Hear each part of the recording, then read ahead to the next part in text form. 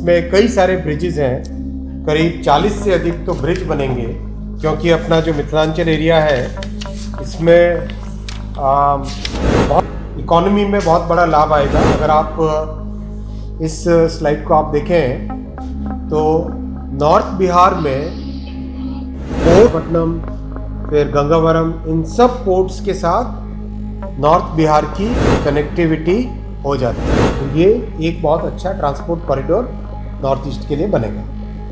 फिर जो हमारी सांस्कृतिक धरोहर है, जो फेमस हमारे सांस्कृतिक केंद्र, भारतीय जनता पार्टी का सदस्य बनने के लिए 8800002024 पर मिस्ड कॉल करें। निवेदक भारतीय जनता पार्टी बिहार। मोदी जी ने कैबिनेट में बहुत ही महत्वपूर्ण फैसला किया है, जो अपने मिथिलांचल के लिए, जो अपने बिहार के उत्तरी भाग के लिए एक निर्णायक फैसला है। और इससे अपने चंपारण, पूर्वी चंपारण, पश्चिमी चंपारण, सीतामढ़ी, दरभंगा, मुजफ्फरपुर और पूरे के पूरे मिथिलांचल को बहुत इसका लाभ मिलेगा। तो मैं इस प्रेस कॉन्फ्रेंस की बैठक में माननीय श्री सतीश चंद्र दुबे जी, श्री राजभूषण चौधरी जी, श्री जायसवाल जी, गोपाल जी भाई साहब ठाकुर जी, देवेश चंद्र ठाकुर जी, मिसेस लवली आनंद जी, श्री अशोक यादव जी और श्री सुनील कुमार जी, सबका मैं स्वागत करता हूं। आपने कम शॉर्ट नोटिस पे सब ज्वाइन किया, आप सबका धन्यवाद। साथियों, इस प्रोजेक्ट के बारे में बताना चाहूँगा एक छोटे से प्रेजेंटेशन के माध्यम से। ये प्रोजेक्ट बहुत ही हमारे लिए, सबके लिए इम्पॉर्टेंट प्रोजेक्ट है। अगर आप इस स्लाइड में देखें, करीब करीब पूरा नॉर्थ बिहार हमारा, जो नरकटियागंज से लेके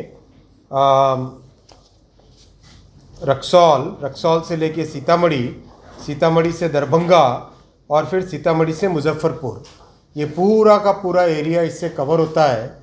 और ये लाइन की डबलिंग होगी और ये सेमी हाई स्पीड लाइन बनेगी, 160 किलोमीटर पर आवर की स्पीड से बनेगी।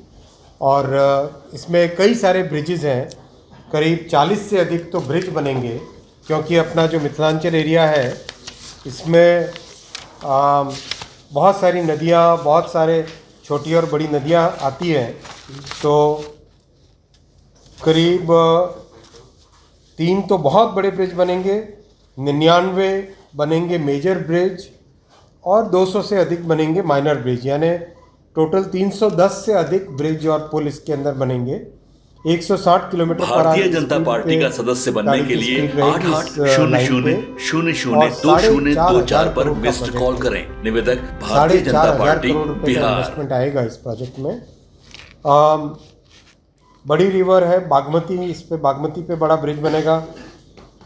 46 है टोटल स्टेशन, 46 स्टेशंस हैं जो इससे बेनिफिट होंगे और 5 जंक्शन स्टेशन है। फिर करीब 10 फ्लाईओवर बनेंगे और 5 अंडरपास भी बनेंगे इस प्रोजेक्ट में। बहुत बड़ा प्रोजेक्ट है। इस प्रोजेक्ट से अपने पूरे उत्तर बिहार के लिए, पूरे मिथिलांचल के लिए इकोनॉमी में बहुत बड़ा लाभ आएगा। अगर आप इस स्लाइड को आप देखें तो नॉर्थ बिहार में पोर्ट से कनेक्टिविटी कैसे मिले, ये एक बहुत बड़ा अपने सबके सामने चैलेंज था कि अगर कोई फैक्ट्री लगाना चाहे तो पोर्ट से कनेक्टिविटी चाहिए, अगर कोई कार्गो टर्मिनल बनाना चाहे तो पोर्ट से कनेक्टिविटी चाहिए, अगर कोई बड़ा इकोनॉमिक एरिया बनाना चाहे तो पोर्ट से कनेक्टिविटी चाहिए। तो आपने ध्यान दिया होगा कि कुछ दिनों पहले कैबिनेट में कई मिसिंग लिंक थे जो नॉर्थ बिहार को और बिहार को पोर्ट से जोड़ता है। ऐसे कई सारे छोटे छोटे प्रोजेक्ट्स, छोटे बड़े प्रोजेक्ट्स सैंक्शंस हुए हैं। और आज के इस प्रोजेक्ट से आप इस स्लाइड पे अगर देखें तो कोलकाता यानी हल्दिया, फिर धामरा, पारादीप, फिर विशाखापट्टनम, फिर गंगावरम, इन सब पोर्ट्स के साथ नॉर्थ बिहार की कनेक्टिविटी हो जाती है। तो नॉर्थ बिहार के पूरे एरिया के लिए, पूरे अंचल के लिए, मिथिलांचल के लिए बहुत अच्छा इससे लाभ होगा, लोगों को अधिक सुविधाएं मिलेंगी, ज़्यादा गाड़ियां चला सकेंगे और अच्छे समय पे चल सके, खूब अच्छी से अच्छी रेलवे की सुविधा मिल सके, वैसी व्यवस्था इस प्रोजेक्ट से होगी। इस प्रोजेक्ट के बनने के बाद में जो नॉर्थ ईस्ट की जितनी भी ट्रेन्स हैं, वो ट्रेन्स अगर आप इस वाले स्लाइड पे देखें, नॉर्थ ईस्ट की सारी ट्रेन्स, ज़्यादातर ट्रेन्स अब इस कॉरिडोर से जाएगी, यानी ये बहुत बड़ा ट्रांसपोर्ट का कॉरिडोर बन जाएगा।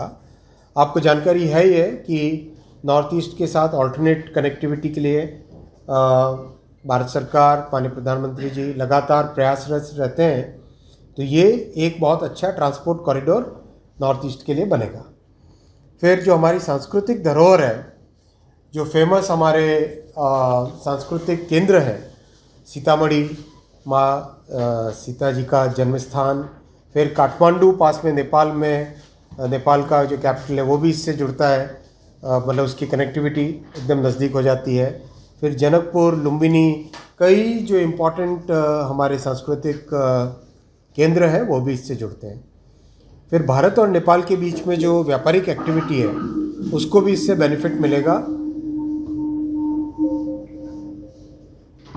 उधर से भाई डिवीज़न से म्यूट कर दें। और भी इम्पोर्टेंट पॉइंट है कि इस 256 किलोमीटर के प्रोजेक्ट में करीब 87 lakh man days employment generate होगा और 162 करोड़ किलोग्राम कार्बन डाइऑक्साइड बचेगी। 162 करोड़ किलोग्राम कार्बन डाइऑक्साइड बचेगी। अगर उसको हम कितने पेड़ के बराबर है समझे अगर, तो ये लाइन बनाना, इसका मतलब है करीब 6.5 करोड़ पेड़ उगाना, उतनी कार्बन डाइऑक्साइड इस प्रोजेक्ट के कारण बचेगी। मैं साथ